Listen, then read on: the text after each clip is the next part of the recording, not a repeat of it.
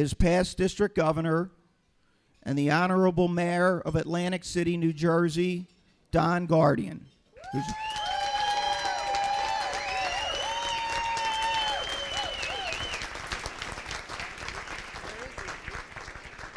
I didn't even say anything yet, Don, and they're clapping. Don, as you know, has been a Rotarian since 1979. I'm not going to read, by the way, that's the year after I graduated from high school, just in case you're interested. I'm not going to read Don's bio to you because it's in the book. But you know, Don served as the president of the Atlantic City Rotary Club, which is one of the oldest Rotary clubs in Rotary, one of the first 100 clubs in Rotary. Don also served as an assistant governor, and he served as district governor in our district. He served as Bernadette Jennings' conference chair in Valley Forge, Pennsylvania, one of the best district conferences we've had in our district under Don's leadership. Valerie and I have been fortunate to know Don and Lewis and spend much time with them, as Don had me as his district trainer during his year as district governor. So we've grown to love and admire Don. Many of you know Don has a new job that he got 3 years and 4 or 5 months ago. Don, against all odds, unheard of. I'm not going to talk parties, but I have to tell you a little bit of the history. Unheard of for a Republican candidate to be elected the mayor in Atlantic City, New Jersey. Don Guardian beat all odds. And if you go to Atlantic City, you'll see the Rotary Plaza. That was Don's project as president of his club and as executive director of the Atlantic City Special Improvement District. If you see the outlet stores as you come into Atlantic City, Don Guardian was responsible, a big part of bringing those outlets and sprucing up that gateway into Atlantic City, New Jersey. Don, as the mayor, has taken with him into the office of mayor of Atlantic City the four-way test. Don lives and runs the government as an elected official by the four-way test.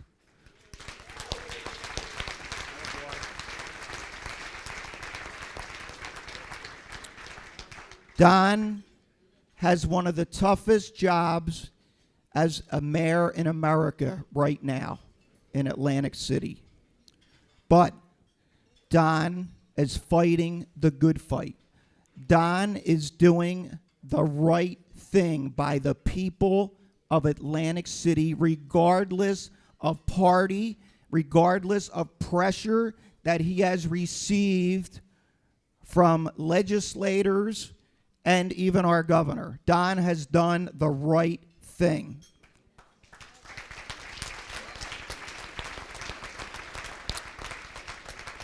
And Don, from one elected official to another, I know how difficult that is. And Don just received some good news because of the good work that he's doing in Atlantic City to revive the city. One of 22 worldwide resorts, Hard Rock Casino Resorts, has announced they're coming to Atlantic City because of Don Guardian and what he's doing to revitalize Atlantic City. He has integrity, and that's why I am sure that the folks in Atlantic City will have the good foresight to re-elect the Honorable Don Guardian as mayor of Atlantic City. Please welcome past district governor, the Honorable Donald A. Guardian.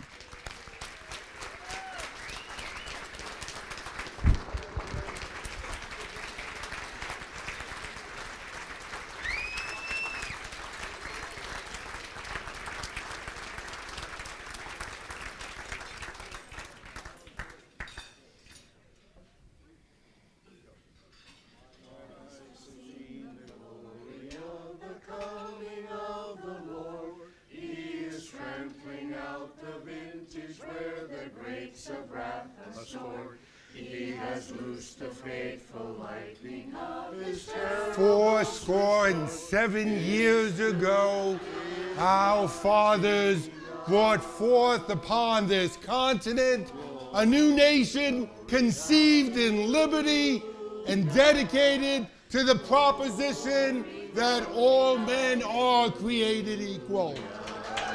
Now we are engaged in a great civil war, testing whether that nation or any nation so conceived and so dedicated can long endure. We are met here on a great battlefield of that war. We come to dedicate a portion of that field as a final resting place for those who have given here their lives so that nation might live. It is altogether fitting and proper that we should do so. But in a larger sense, we cannot dedicate, we cannot consecrate, we cannot hallow this ground. The brave men, living and dead, who struggled here have consecrated it far beyond our poor power to add or detract. The world will little note, no long remember what we say here, but they cannot forget what they did here. It is for us, the living rather, to be dedicated here to the unfinished work which they who fought here have thus far so nobly advanced. It is rather for us to be here dedicated to the great task remaining before us, that from these honored dead we take increased devotion to that cause for which they gave the last full measure of devotion.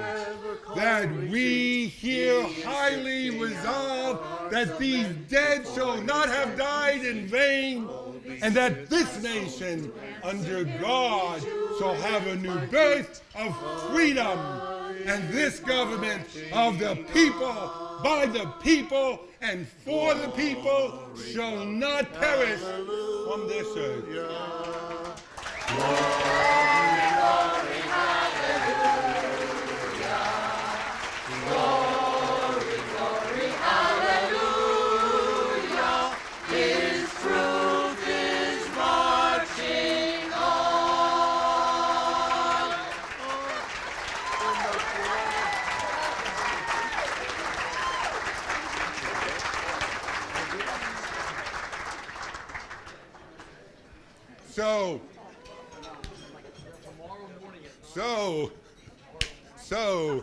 So, that address and that hymn's got to make you feel proud to be an American, right? Governors, you missed the point. This is the time you should be passing the plate for the foundation. So, can you imagine a politician who wants to tell you why we formed this country, why we're getting in a war, and what we need to keep this country alive, and do it in 3 minutes and 15 seconds. You'll never get that again in your life, and that's why this is one of the great speeches of all time. My family of Rotary, good evening and welcome to Gettysburg. Past international director nominee, governors, past governors, future governors, club presidents, past club presidents, future club presidents, Rotarians, and the poor men and women, boyfriends and girlfriends whose only mistake you made was to fall in love with a Rotarian who dragged you here tonight. Welcome to Gettysburg.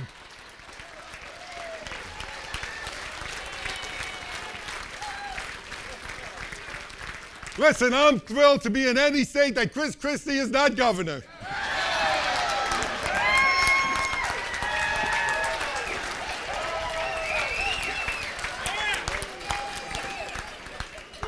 So, in case you missed what's going on, I've had a tough couple of years here, and we lost a couple thousand jobs for casinos, 70% of our assessed values, but outside of that, life is good. We still got Notion, no hurricanes and things. Not happy about the narcissist as a governor and now the president. But outside of that, life is good.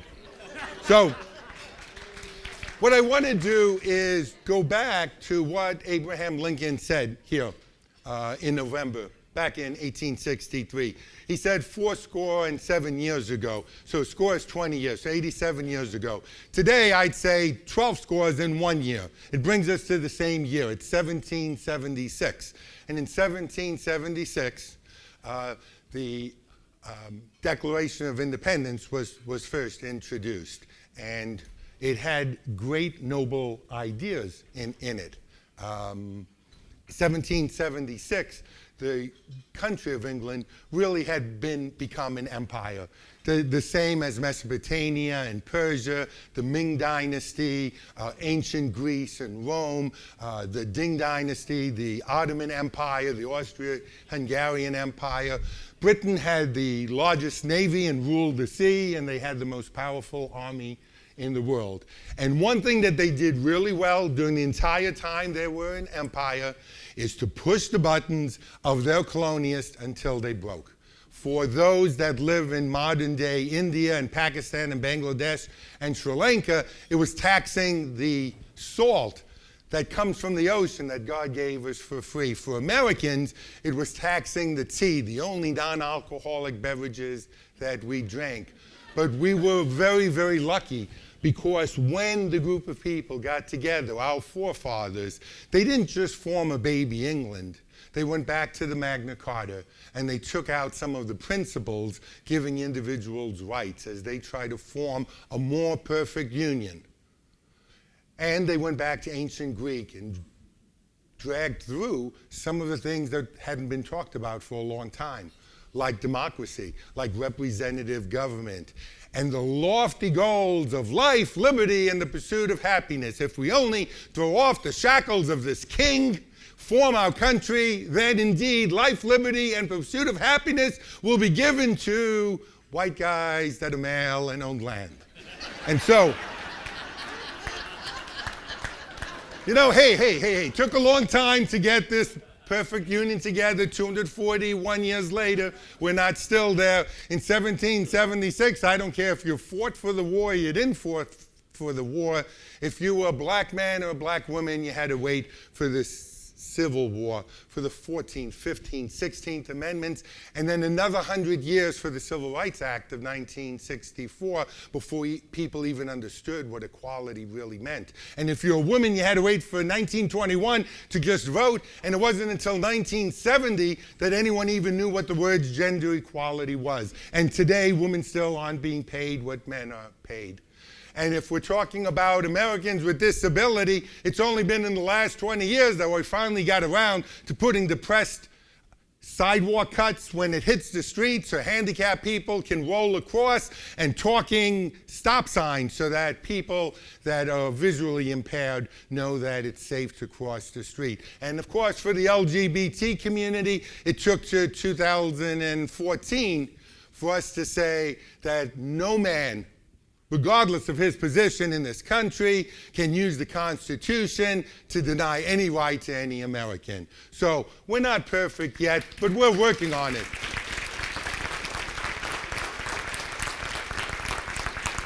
So that's tough. You know, all these years we still haven't gotten it right, still know that we've got to do something about it. And so let's fast forward now to the Civil War. How did we get to the Civil War? Well, no one wanted to talk about slavery in 1776, but indeed, as we try to form this country, that was the hidden agenda. Now, you know, we all know how to hide our dirty laundry. I'm Catholic. I'm proud to be a Catholic, but I was raised as a very strict Catholic. And what I was surprised growing up is, unlike my Protestant friends and my Jewish friends, no Catholic female cousin of mine ever got pregnant before they got married. They went to convents to see if they wanted to be a nun for 9 or 10 months. They decided it wasn't for them. They came back. It took me to be about 30 years old before I figured that out and things. Everyone is ashamed of Uncle Billy, who seems to want to only play with children, especially little boys.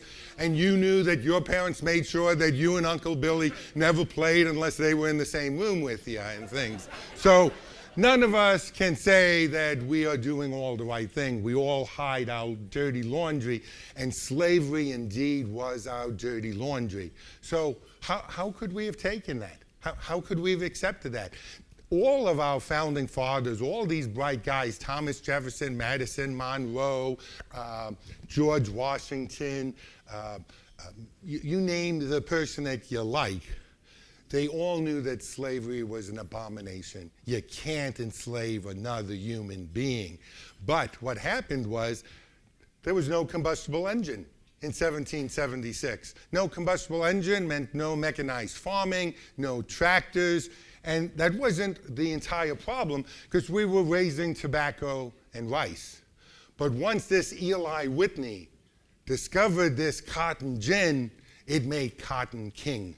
And so if you were farming and you made money, you spent that money on buying more slaves. And then you spent more money on buying some more slaves. And you kind of neglected everything else. And that truly is what caused the South to fail in this war. The North, on the other hand, was a postcard picture of the Industrial Revolution. You made a little money, you bought a machine. You bought a couple machines, you bought a factory. You realized you could take those natural goods, turn them into a finished product, and get tenfold what you've invested initially. And if you didn't like manufacturing, transportation was now available through the railroads and through steamships. That industrialized North is what finally gave them the edge in this war. So we start this country. We have the North and the South, slave states and non-slave states. Everyone knows slavery is wrong, but we can't figure out how to do anything about it. The first 16 presidents, 12 of them came from the South and were slave owners, all saying that they thought it was terrible, that it was against humanity. None of them freed their slaves. Some of them freed their slaves in their wills and figured that their kids could figure out how to run the old plantation without the black guys. That didn't do too well for them. So what's the first conflict?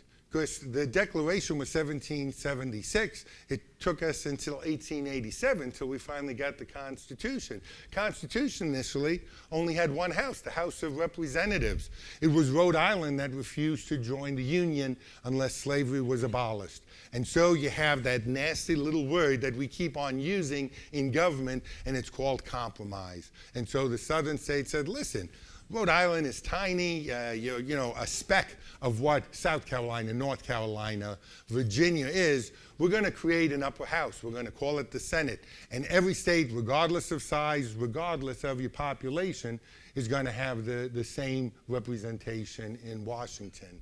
And then when we came out to figuring out how would we figure out how many representatives we had, the South would have been very happy to count every single slave and pay the appropriate amount to the federal government just to have that kind of power. They came up with a percentage of what a slave would actually be in counting the population. And of course, women didn't vote. So a white guy in the South, actually, his vote counted for 7, 8, 9 people, because 40% of the population of the South were indeed slaves. Even the capital of the United States, by the end of the Revolutionary War, the northern states were broke. They were close to bankrupt. They had no money. The capital, if you know, was in New York and in Philadelphia and things. The problem with those two cities is the abolitionists. She had all these people talking about how they were not going to tolerate slavery. If you were a Southerner, the last thing you wanted to do was have your youngest and brightest young men go up to the capital of the United States and have them imbued with these crazy ideas that they're going to come down and end your way of life.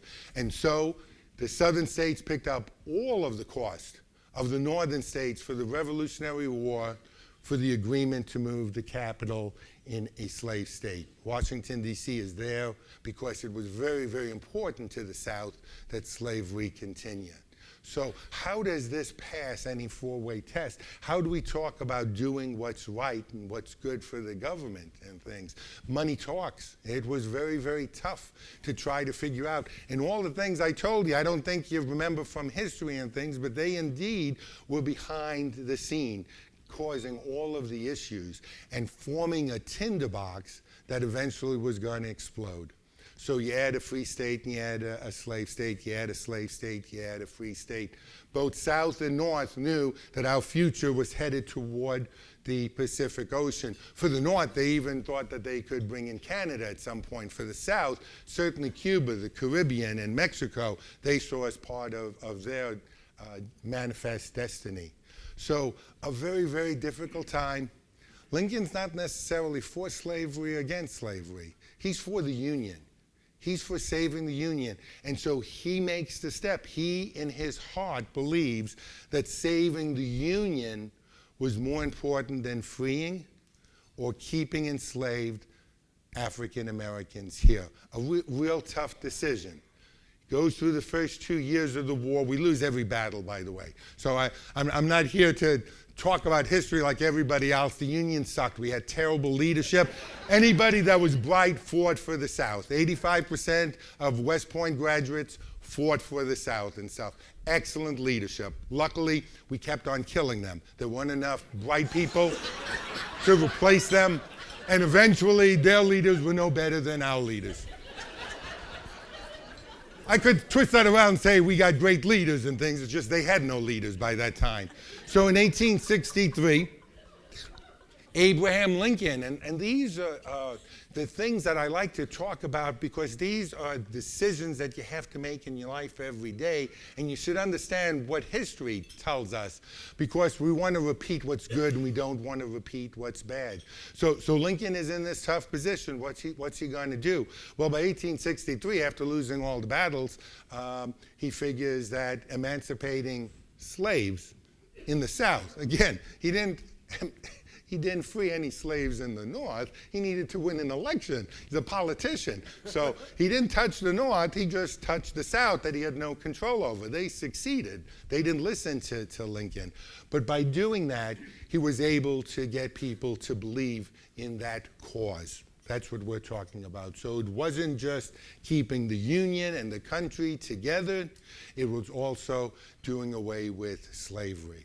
Now, it didn't play well everywhere. It didn't play in New York. New York City itself wanted to succeed. New York wanted to be a neutral city because they had so many poor, uneducated, illiterate Irish that they were afraid if the freed blacks would come up to New York City that they would take their jobs. So this is the reality of where we were. You know, when they invented the subway system in New York City, they made sure that they didn't provide education for the poor people working in the mills and in the factories. All they wanted to do was move them into what was farmlands in Queens and Bronx and Brooklyn.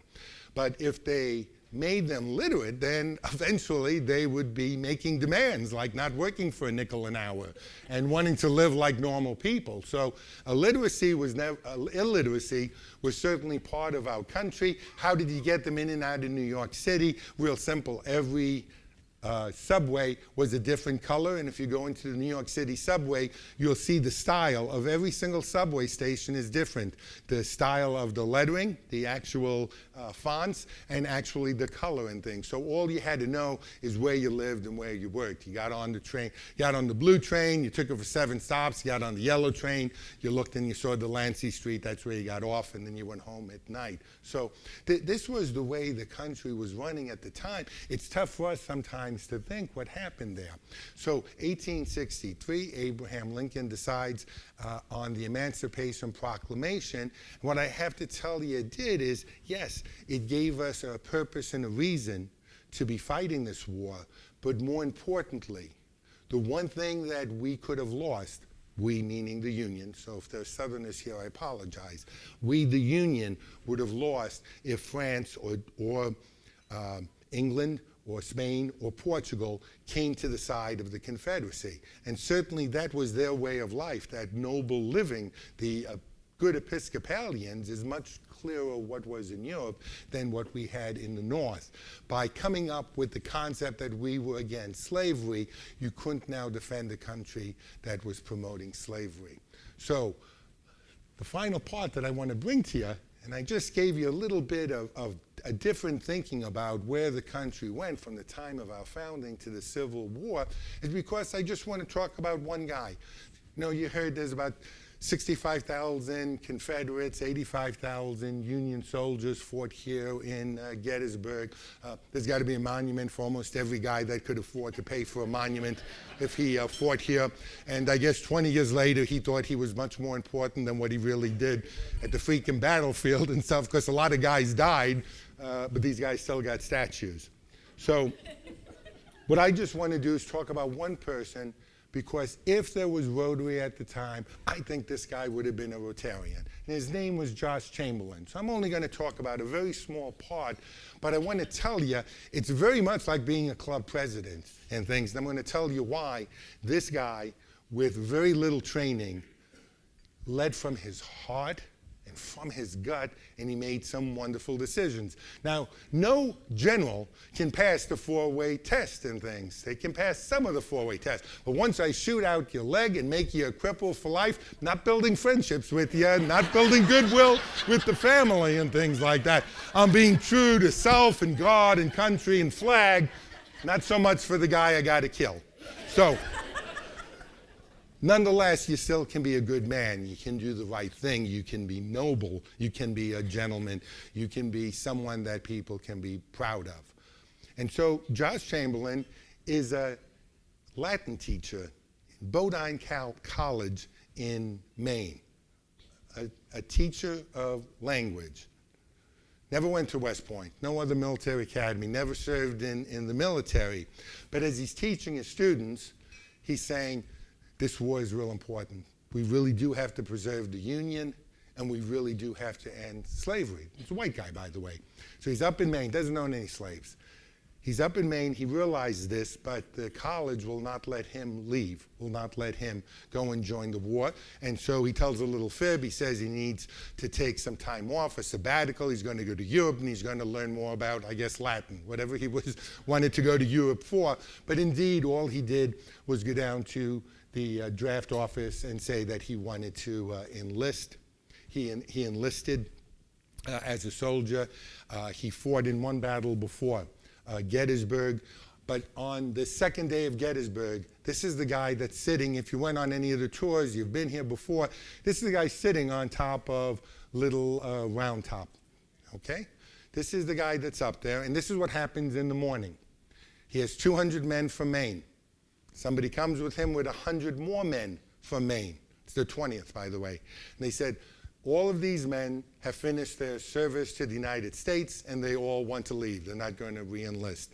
And now he has to give this impassioned speech. Listen, guys, I know you've been fighting. I know we haven't been paying you. I know we haven't been leading you real well. I know we've lost every battle, but this one's going to be different, really. You're going to be with me. We're going to be with our buddies from Maine. We're going to be all together. We got the high ground. It's the first time we ever could figure out how to do that, but this battle's going to be different, and this terrible war is going to end. And believe it or not, 99 of the 100 guys actually agree. No, he doesn't shoot the one guy, although he was told to. But that's good odds, and the 99 people came with him. So he has 300 men. He's on top of this hill. If you see it, you have the view. Now, it's a great place to be unless you're not prepared, because now you know how bad this battle is going to be, because you see all the Confederates in front of you now. You got 300 men.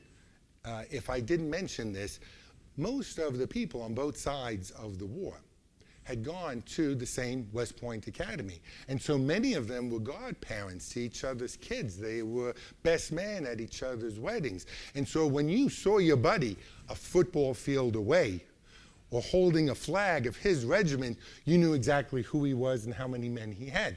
So for Josh, on top of this hill, he's looking out with his 300 men, and he sees the 15th of Alabama coming.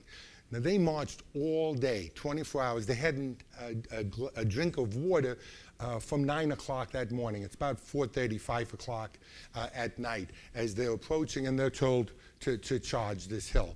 So Joshua has the high ground.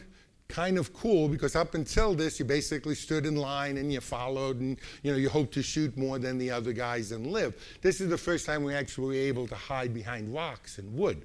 And so we certainly had an advantage there. And the first charge from Alabama comes up the hill. By the way, 3,000 guys now. So the first charge comes up the hill, but it's almost impossible to take a hill. And Josh defends it. He gets a scout. He says, go back to George Meade. By the way, George Meade was appointed a couple of days earlier as the head of the Union. He built lighthouses, one in Atlantic City, one on Long Beach Island. He builds great lighthouses. They're still here today, but he sucked as a general and things.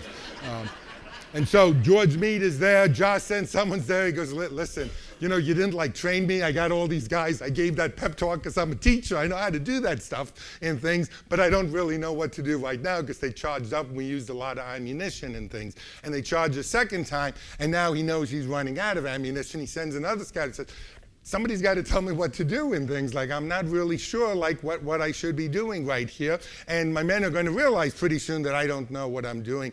And so now there's a third charge up, and now he takes the ammunition from the 125 dead soldiers that fought for Maine. That's how the remaining soldiers actually had ammunition. At this point, he sends it back again. He goes, I'm using all the ammunition I can. I don't know what to do. I don't know how many guys are there, but they keep on charging up the hills no matter how many we kill. And so there's a fourth charge up. And the fourth charge up now, Josh has no ammunition. So I want to put you in that spot. You just become a club president. You can't figure out whether you should be giving money for a water well in Africa or sending money to Nigeria for polio. This guy was trying to figure out how to stay alive. So, but what do you think you could do? Not a lot of choices, right? I mean, you could retreat. I'm thinking that was the right thing. I don't have any military training. Retreating would be good. Everyone else is retreating in this war. I'm just following the crowd here.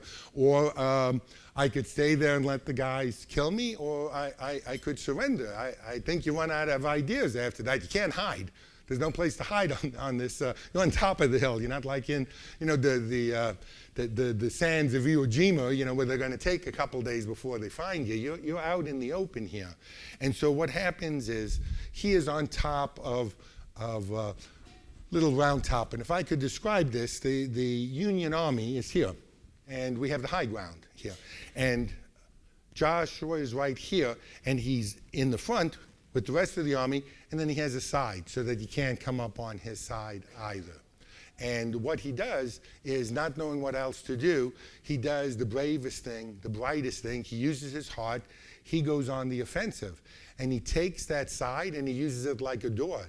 And he brings those troops around, and he tells them to fix bayonets. Meaning putting, that little knife on top of the gun, because they got no bullets. So the guys coming at him have the ammunition. All he's got is the bayonet, and now he's leaving the rocks and charging downhill. Luckily, Alabama, bright people, they realize these people must be from an asylum, because there's no other reason that they would be leaving that rock quarry and running down there and things, and they actually surrender. And if you follow the story, what happens is the boys, the 20th of Maine, had to take the actual guns from the boys, the 15th of Alabama, equally as brave though, and that's what they used to actually capture several hundred Alabamians by the end of this particular battle. But I'd like to, and by the way, I love Joshua. You wouldn't love him if you were a horse, because during the war, 6 horses were shot from underneath him. He had a bad tendency to always want to be leading the men, like in the movies and things, and for that he was shot 6 or 8 or 10 times, shot a lot. There's one time he was shot so badly, he was leading his men in a charge, and he got shot 3 times, and he couldn't stand up on his own. So he pulled out his sword, he sticks it in the ground, he leans on the sword, so the men wouldn't think that he was dying, and then once they all passed as they charged, then he fell. General Grant, by this time, realizes what a great man he was and that he was going to die, and he gives him promotion to Brigadier General. That's how he got his Brigadier General. Then he fooled him, he didn't die, and now he's got, the stuff up on top and things. Joshua went on to be the guy when the Confederates had to surrender. So now they're marching, they're walking, they have to give up their flags, and they have to give down their guns. And he's such a gentleman, and he knows that the future of the country is going to be on how we unify the country, not how we punish the South.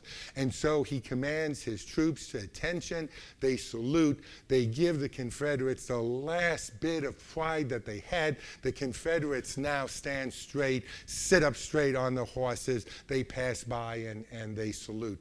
Joshua went on to become governor of Maine, he went on to become president of Bowdoin College, and he actually developed the liberal arts curriculum that we've been using for the last 100-something years there. So Joshua is one of those people in the war that I think it's important for us as Americans to think about. And you come to Gettysburg, as the Army does, because there were so many wonderful and really, really bad leadership decisions that were made on these battlefields.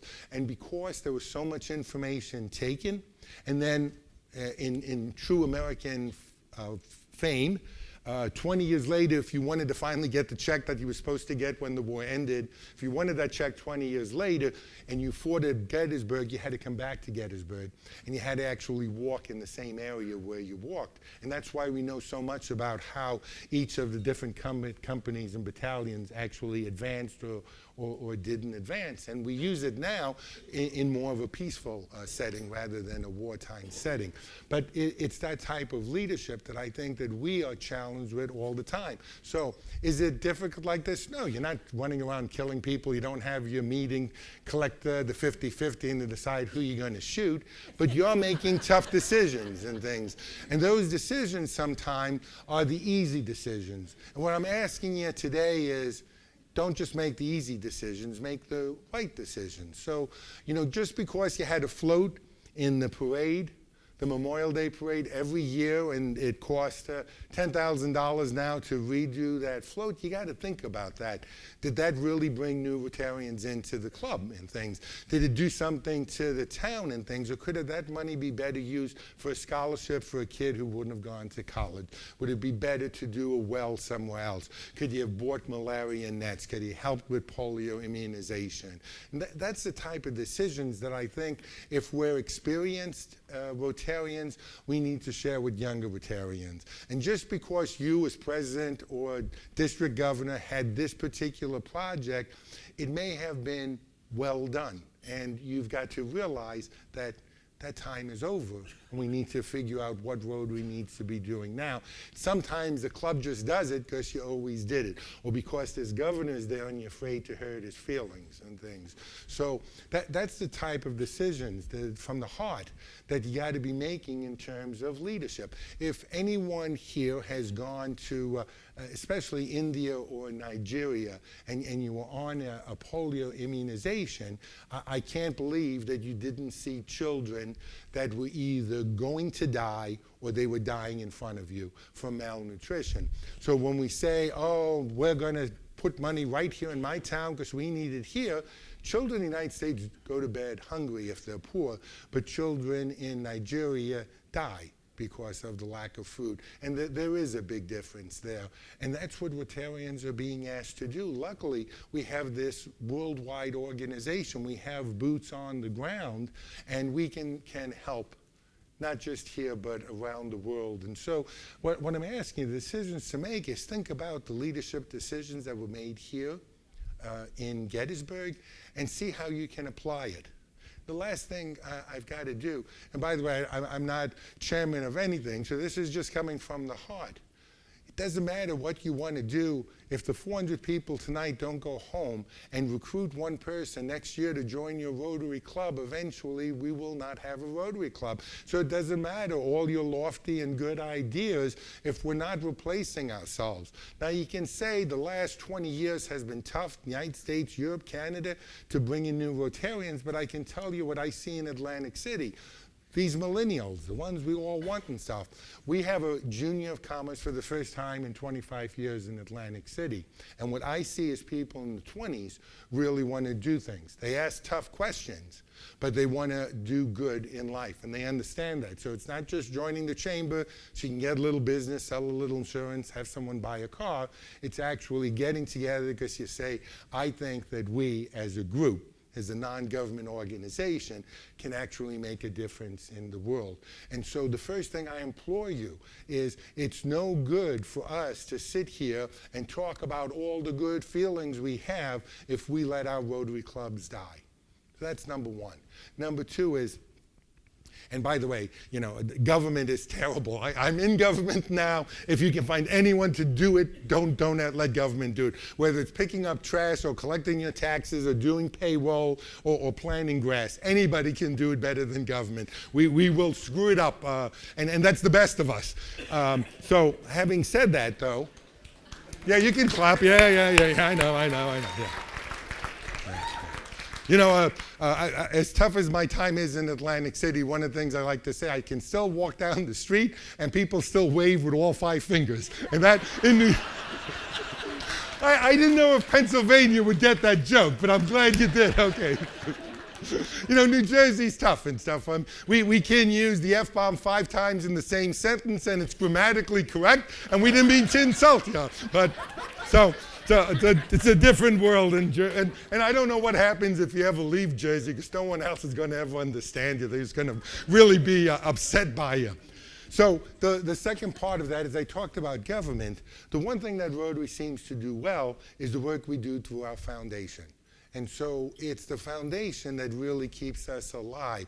And if you're not giving to the foundation as a sustaining member, not just to get your Paul Harris or whatever the next 7 levels of badges that everybody's wearing tonight, me included, and things, forget about that. What you got to do is just give something. I don't make a whole lot of money, but it's certainly easier for me to be given $100 through my credit card every month. And every 2 years or so, my husband Louis figures it out and yells at me, and then he forgets, and you know, he gets a new suit and life is good again, and the money still goes to the foundation. So even if you don't have a lot of money, you can really give $10,000 and $20,000 over a period of time to the foundation, and the foundation really does good work. If you've ever had the opportunity to work with the foundation here in the United States, and I'm telling you, right in Atlantic City, when we had our hurricane, we had Tim Daytex, here's the governor. Tim provided 2 homes, rebuilding homes, bringing Rotarians in and paying for the fees. So this isn't just us doing good for other people in the country that we can't pronounce